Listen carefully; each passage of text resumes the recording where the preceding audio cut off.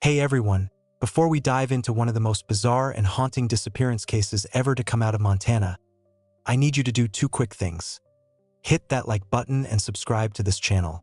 Trust me, by the end of this video, you're going to want to be part of our community. This is a story about a woman who vanished into thin air, a decade of absolute silence, and a discovery that left even seasoned investigators speechless. So settle in, because what you're about to hear is stranger than fiction. It was August 2014. A 35-year-old hiker from Washington, D.C., named Clara Mitchell, set out on a 4-day hike in Glacier National Park, Montana. She was an experienced backpacker, a landscape designer who often traveled alone. She told her colleagues in Seattle, "I want silence. I want to see the mountains without people." On August 15th, she signed the trail log at the Main Meadows campsite at 7:40 in the morning, noting her route: an 8-mile trek to Iceberg Lake, then through the Bird Tunnel Trail toward the remote Bellingham Creek Valley. Her gray Subaru SUV was parked neatly at the trailhead, all her gear stowed in the trunk. She was smiling, thanked the ranger, and headed up the trail between the spruce trees. That morning, the weather seemed calm. Tourists remembered her as a slender woman in a light jacket, a camera over her shoulder. She stopped frequently to capture the sun breaking through the branches, icy streams, reflections on stones. The footage later found in her camera's memory shows her climbing to an open plateau where snow goats graze. Around noon, a group of tourists descending the trail saw her figure on the slope, lonely but calm. A retiree from Minnesota later said, "She looked like she knew where she was going. She was standing there filming a goat on a rock. We even waved to her." But after 3 p.m., the sky suddenly darkened. The weather station recorded a sharp drop in pressure, and a storm band appeared over the ridges. Unusually for August, the temperature fell below zero, and instead of rain, it started to snow. Rangers warned groups on the radio, but the signal faded in the mountain valleys. By late afternoon, visibility dropped to just a few dozen yards, and the wind began knocking down small trees. At the campsite where Clara was supposed to return in 4 days, no one worried at first. Hikers often stayed an extra day. Only later would the rangers recall a strange smell in the wind that night, a mixture of smoke and cold wax, as if a beehive was burning.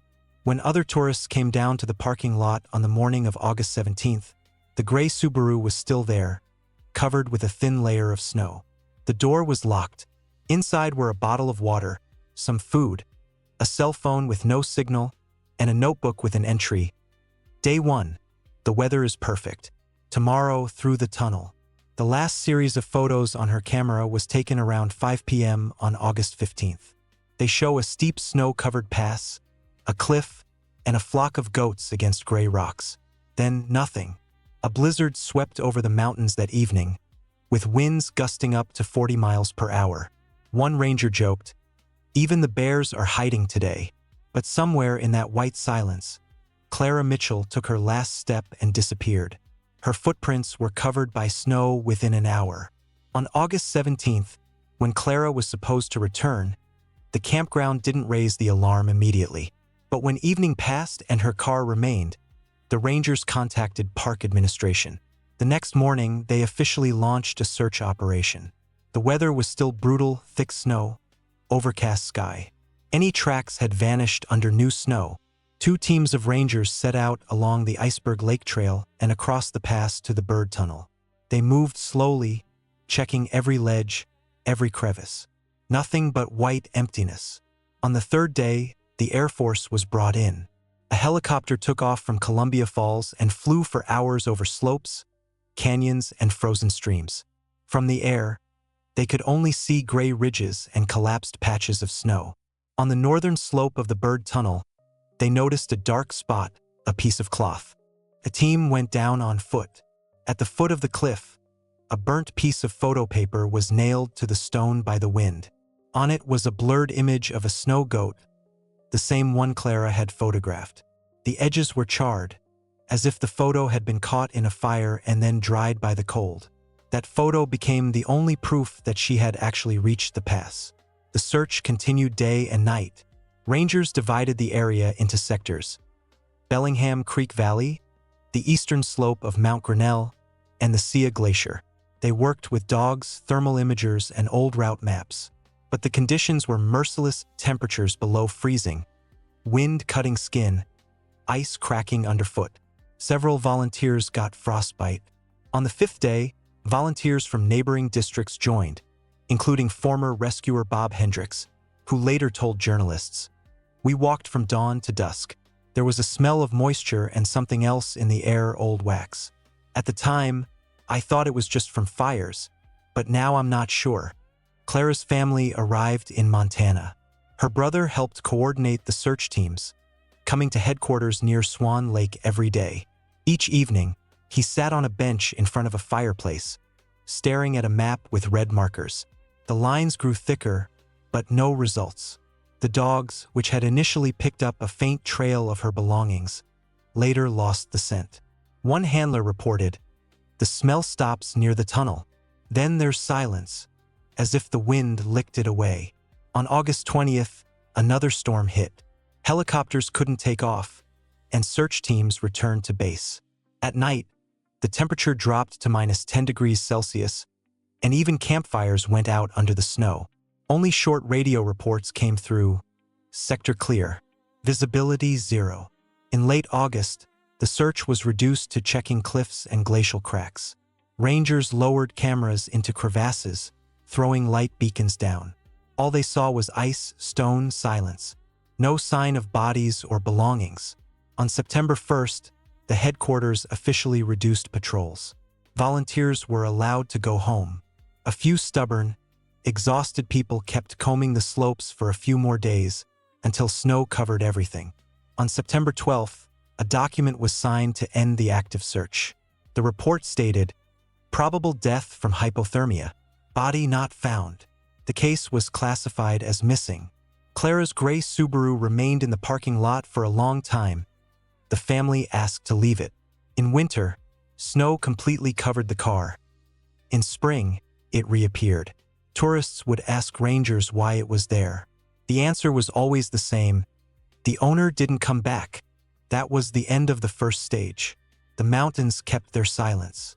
A burnt photograph of a snow goat was the only proof that Clara Mitchell had ever existed in that white silence. Fall 2014 brought early frost to Montana. When snow finally closed the trails, the search was officially over. The National Park Service report was dry. Missing, probable death due to hypothermia. But for her family, that wasn't an answer. Her brother, Stephen Mitchell, left his job in Seattle and came to Montana. For weeks, he hiked the trails alone, talking to rangers and tourists who had been in the mountains at the time.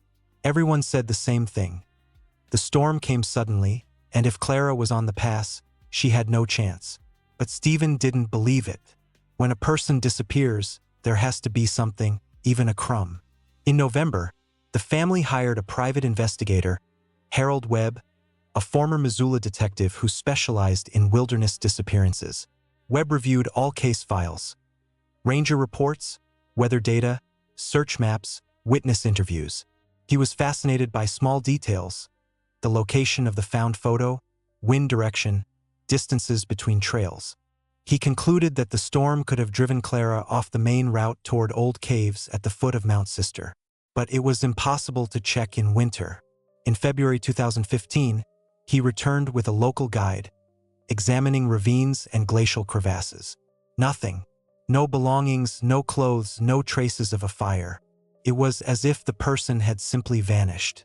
Then the first theories emerged. Police insisted on an accident. Clara could have stumbled and fallen into a gorge, her body buried by snow. Another hypothesis was a wild animal attack. Grizzlies were known in the region. But wildlife experts had doubts. After an attack, a predator always leaves traces: fur, blood, remains of equipment. There was nothing. Webb dug deeper. He visited the archives of the University of Great Falls, where old maps from the early 20th century marked several disappeared settlements, including a small camp with the strange name Rock Guardians. Nearby was a notation: site of old Blackfoot ceremonies. The detective began collecting oral histories. Old hunters and native descendants from the reservation spoke of a small brotherhood that once lived in those mountains, making sacrifices to the spirits to calm the weather. They were called the Keepers of the Rock. According to legend, they believed that storms are the wrath of the mountains, which can only be stopped by the gift of a pure soul. Every night, they lit wax candles at the entrance to caves, and when the ice melted, the wind seemed to calm. One elder said, "Those who saw their light never returned." Another added, "The mountains take those who listen too closely." Webb's report to the family in spring 2015 contained nothing concrete, only a suggestion.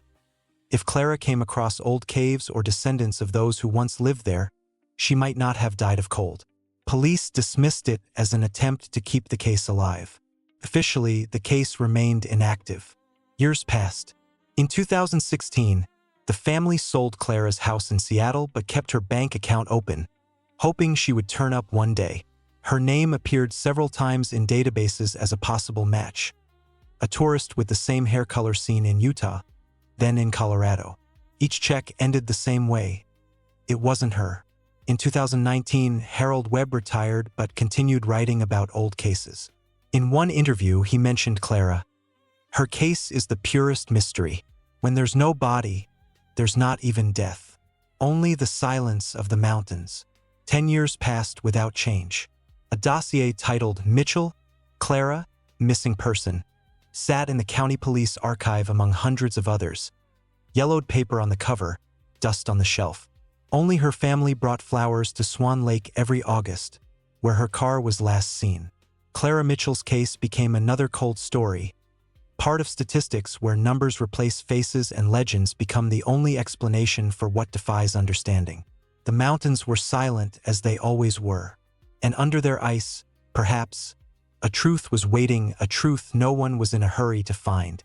Then, on July 12, 2024, everything changed. 3 cave climbers from the Geoclimate North research team were working in the area of Mount Siyeh, north of the Siyeh Glacier. Their task was mundane: measure the rate of ice melt and record new watercourses appearing during an abnormally hot summer. The melting rate that year was the highest in a decade. Old layers of ice that hadn't moved for centuries began to sink, opening the way to new cavities that had previously been sealed. The team was led by 40-year-old Mark Reynolds, a former military climber, accompanied by graduate student Rebecca Stone and field technician Noah Woods. They arrived the day before, spent the night in tents, and in the morning headed to the northeastern slope where a drone had recorded a dip in the ice surface. Around 11 a.m., Reynolds approached the edge of a crack. It was like a narrow well going deep into the ice at a 45-degree angle. Dark inside, but water dripped from below. Estimated depth, about 20 yards. After a brief discussion, they decided to descend. Noah set up a safety rope, and Reynolds began his descent. The well walls were smooth, sparkling like glass. In some places, the ice was so transparent that dark cavities shone through, as if someone had lined long corridors underground. When Reynolds reached the bottom, he shouted up, "There's a cave here, a big one." His voice echoed unnaturally deep. Inside, a natural hall opened up, a grotto with a domed ceiling and crystalline walls. A thin stream of melted water collected in a puddle near a stone ledge. The air was frozen, heavy, and carried a strange, sweet smell. Rebecca, following behind, immediately felt her breath fog her mask. "Like wax," she later wrote in her report. Their headlamps reflected off the walls, casting stains on the floor. They walked forward, stepping carefully over shards of stone. A few yards from the entrance, the grotto widened into an almost perfect circle, and there Reynolds stopped. A stone altar stood before him. At first glance, it looked like a natural block of slate, but the surface was too smooth, polished by hand. The dust that should have accumulated after thousands of years was absent. The altar shone as if it had been recently wiped clean. On it lay something that at first appeared to be a stone statue. Rebecca approached, shone her flashlight, and froze. It was a human body. A woman lay on her back, arms folded across her chest, fingers closed as if in prayer. Her skin was pale, almost transparent, stretched over bones but not decomposed. It was covered with a thick layer of hardened wax, giving the impression of a translucent shroud. Her hair, dark and tangled, stuck to the stone. Around her neck was a thin rope with a dried snow goat feather. "It's a woman," Rebecca whispered, her voice trembling in the echoing grotto. Reynolds leaned over the body without touching it. Nearby on the stone lay strange objects. Wooden figurines carved roughly, almost primitively, each with horns or hooves.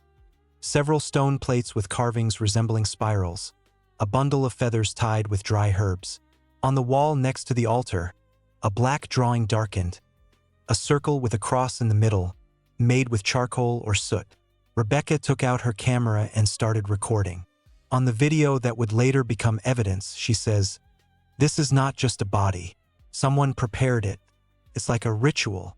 Noah, standing farther back, asked if it could be an ancient burial. Reynolds shook his head. The wax looked fresh, no signs of age-related crystallization. There were no fragments of cloth or funerary equipment. Everything was too complete, too deliberate. He came closer and in the lantern light saw the face. Surprisingly well preserved. Closed eyes, slightly parted lips, a frozen expression of peace. The air was filled with the scent of honey and smoke, a smell you couldn't mistake. After a few minutes of silence, Reynolds ordered them to the surface and called authorities. The radio barely picked up a signal, so Noah climbed out first. When connection was established, the base in Columbia Falls first thought it was a mistake, then relayed the message to Flathead County Sheriff. While waiting, Rebecca couldn't take her eyes off the wax body. It seemed to her that when the lantern moved, the woman's face changed, shadows sliding across her cheeks, and for a moment you'd think she was breathing. "Maybe it's a fake," she said quietly. "No," Reynolds replied. "This is someone they wanted to keep alive." He took a thermometer and measured the surface temperature.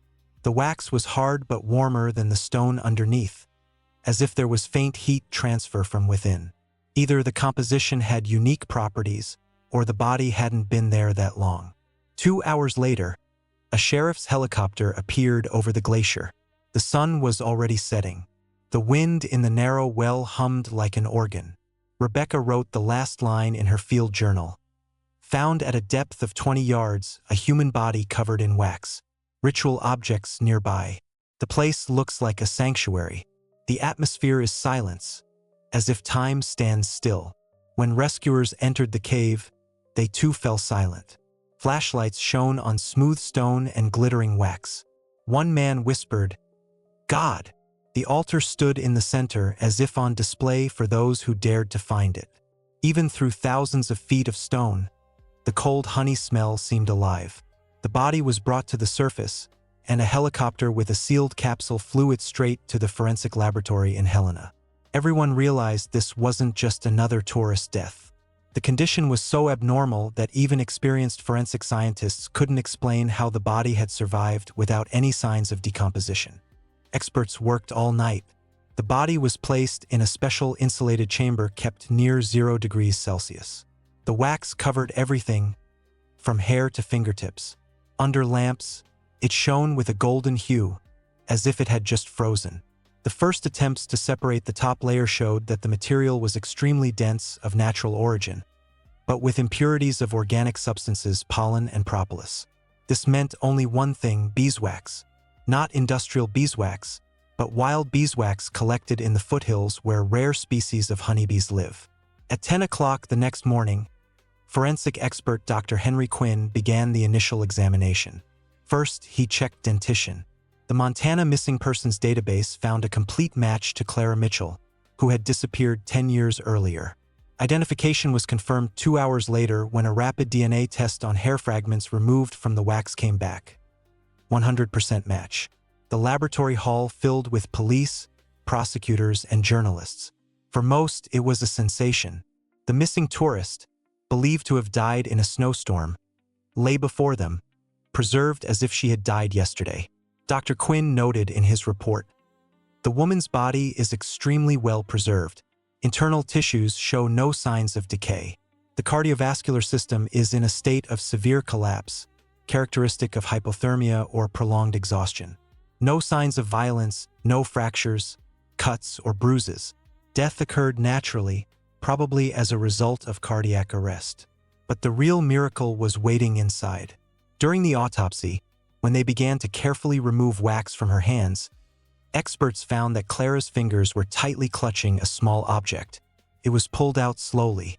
In her palm was an amulet carved from the horn of a snow goat. The surface was polished, and along the edges ran strange symbols, unlike any known alphabets or ornaments of local Indian tribes. They looked like a combination of sun signs, waves, and spirals, with a repeating motif of a triangle with an eye engraved in the center.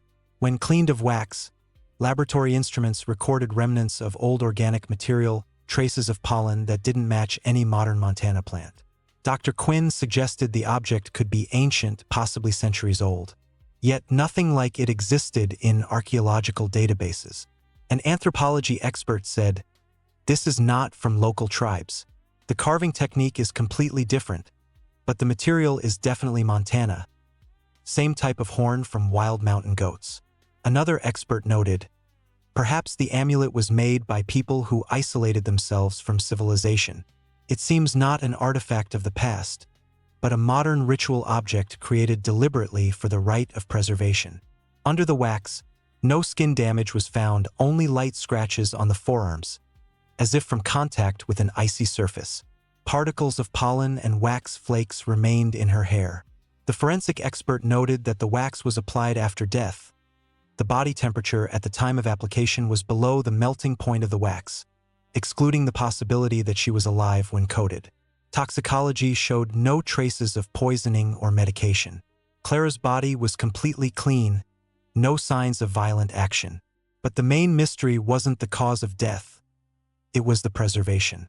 The wax had soaked the skin, filled the pores, but didn't damage tissue. There were no signs of decomposition, even in the most vulnerable areas. Dr. Quinn admitted, "If I didn't know the body had been there for at least 10 years, I would have said it had been dead for days." When the results were presented at a press conference, journalists asked questions with no answers. How did the body get into the cave? Who could have applied the wax? Why were ritual objects nearby? The sheriff of Flathead County answered briefly, "We are dealing with a unique case, possibly human intervention after death.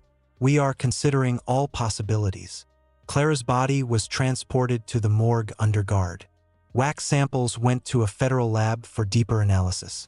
The amulet was placed in an evidence safe as the only tangible clue to the mystery. And although the official conclusion sounded simple, death without signs of violence, no one in the room believed in chance. The silence that had surrounded the altar now haunted everyone who touched the case. The investigation was transferred to the FBI. In early August 2024, Special Agent Jonathan Hale, a specialist in religious cults and wilderness disappearances, arrived in Montana. He was brought in after the case file mentioned ritual objects and a strange amulet with symbols not attributed to any known culture. Hale started at the discovery site. The cave near Mount Siyeh had been sealed and guarded, but he insisted on reopening it. He stayed inside for over 2 hours, photographing every detail. The altar's position, the wall drawings, wooden figurines, remnants of a fireplace at the entrance. On the floor, he noticed something others had missed: traces of candle wax, melted and refrozen, as if dozens of small fires had once burned there. Back at headquarters, he reviewed archives of disappearances within the park over the past 50 years. Within a 30-mile radius of Mount Siyeh, at least 7 people had vanished under mysterious circumstances, all loners, most of them women, all going into the mountains alone. The pattern repeated: summer, remote location, sudden storm, no bodies found. Hale talked to old-timers from nearby towns. In a roadside cafe in St. Mary's, he met an elderly shepherd named Milton Drake, who had lived in these mountains all his life. The old man spoke slowly, choosing his words carefully. "Are you asking about them?" he finally said. "The ones we call the silent ones? You can't see them, but they are there. They do no harm if you don't interfere." When Hale asked who the silent ones were, Drake answered cryptically, "They have been here a long time, even before there were roads. They are not monks or savages. They keep the mountains calm. 2 hunters from Kalispell said that a few years earlier, they had come across a camp in a high mountain valley. The people there wore simple linen clothes, no shoes, light headbands. When the hunters tried to approach, they were greeted in silence, only hands raised with palms forward, a sign that looked like a warning. They called themselves guardians and asked the hunters not to return. Hale dug into old Forest Service archives and found yellow documents from the early 20th century mentioning a religious community called the Order of Silence. It had settled in the mountains after a split in a Protestant sect. Its founder, a former preacher named Elias Gray, preached the idea of merging with the spirit of the rock. The community disappeared from official records in the 1930s. A surviving record showed that Gray's followers believed nature had its own will, that storms and avalanches were its wrath. The only way to appease it was to make a pure sacrifice, not by violence, but by the voluntary gift of life.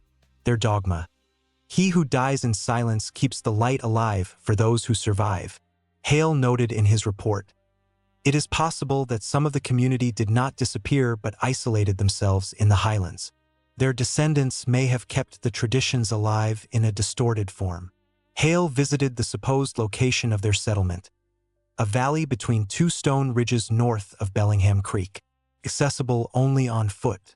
Accompanied by a local guide, he climbed to a plateau overgrown with coniferous forest. There, among moss and boulders, were the remains of several stone structures. In the center, a round platform that looked like an altar. On one stone, Hale noticed a carved symbol, a triangle with an eye inside, the same symbol on the amulet found in Clara's hand. He wrote in his diary, "They exist not as a sect, not as fanatics. They believe in balance. For them, death is not a crime but a gift. They do not kill. They protect." More testimony came from residents.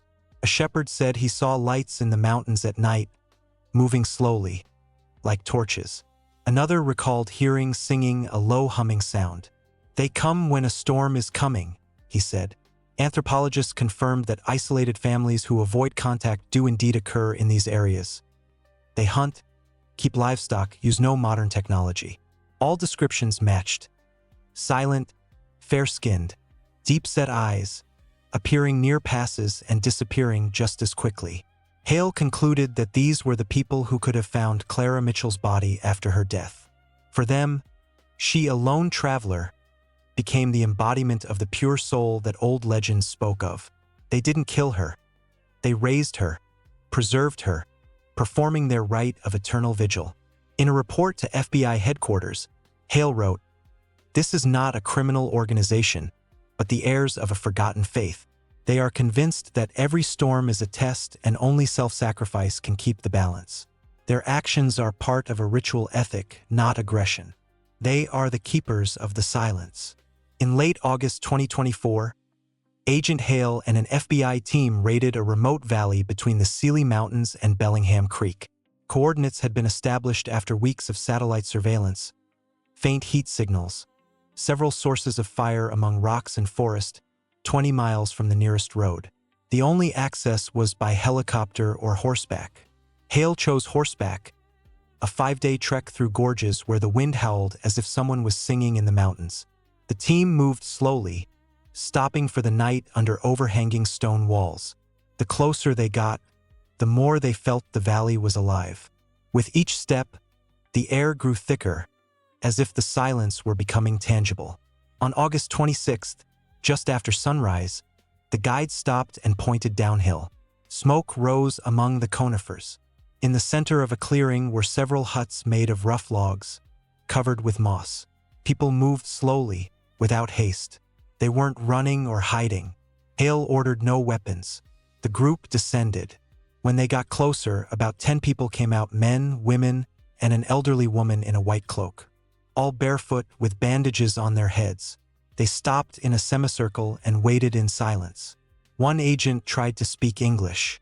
The only answer, "We knew you were coming." The valley had no weapons, no electricity, no modern conveniences. Inside huts were wooden spoons, wax candles, clay vessels. On the walls, the same symbols. Triangle with an eye, spirals, drawings of snow goats. On a stone table lay a leather-bound journal. It was Clara Mitchell's. The entries were short and uneven, the last dated August 15th and 16th, 2014. She described how snow began to fall in the middle of summer, how she lost her bearings and took refuge in a gorge. The final entry was fragmentary. I am no longer afraid. The forest breathes with me. If I fall asleep, so be it. When agents interviewed the valley residents, they did not resist. There were 11 of them, 4 men, 6 women, and an elder called Marin. She spoke slowly, almost in a whisper, her words translated by a young woman with a soft accent. We did not touch her life, Marin said. She was already gone when we found her in the snow. We saw the silence in her eyes and realized it was a sign. She had not come by chance. They explained that year, a storm had destroyed some of their huts and killed their livestock. When the storm subsided, 3 of them went up to find the cause of the mountain's anger.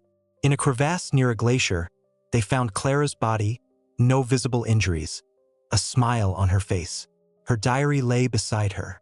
We saw a pure soul, Marin said, a woman who did not run from the cold. We knew the storm had accepted her, and we had to give her a form of light. They took the body to the cave, prepared it as their ancestors had done, waxed it to keep it clean, folded its arms, placed an amulet made of mountain goat horn, a symbol of unity with the stone. Hale listened without interrupting. He wrote in his notebook, "They consider themselves guardians, not killers. Ritual is a way to maintain balance. For them, death is not the end, but service." Experts confirmed that these people had lived separately for at least several generations. Their genes had almost no contact with the outside world. They knew nothing of modern politics, electricity, or the internet. The only thing they cared about was changes in the weather. Every storm had meaning. Every death had significance. Hale contacted the FBI to report the situation. In his report, he stated, "The settlement is not a threat. The people are not aggressive, nor do they show signs of mental illness. Their actions are part of an isolated religious practice. They did not kill the woman. They only performed a rite." When the district prosecutor later asked, "You really believe that's not a crime?" Hale answered, "For us, it's death. For them, it's a continuation of the balance." A week later, all residents of the valley were evacuated for medical examination. They agreed without protest. One agent recalled, "They were saying goodbye to the mountains as if they were leaving someone alive. Everyone bent their heads, touched the ground, then walked away without looking back." Clara Mitchell's case was officially closed in the fall of 2024. The document stated, "Cause of death, natural. No third-party actions. The circumstances are ritualistic." But for many, those words didn't sound like an explanation. People argued. Was it reverence for the dead or an outrage against the body? Some called the group fanatics. Others called them keepers of ancient knowledge. And some believed that there really are places in the mountains where death does not belong to humans, where those who understand this are simply fulfilling the will of nature. Clara Mitchell, a lonely tourist from Washington, D.C., became for them what she never aspired to be: a sign, a sacrifice, and a symbol of peace between man and the mountains. Her story ended where silence is stronger than the wind. She remained on the altar not as a sacrifice, but as a talisman against the storm. And in what they called eternal vigil, disappearance turned into peace. If you made it to the end, thank you for listening. This is the kind of deep, strange mystery that we live for on this channel. Don't forget to like, subscribe, and hit the bell so you never miss another story. And comment below, what do you think? Was this a respectful ritual or something darker? I'll see you in the next video.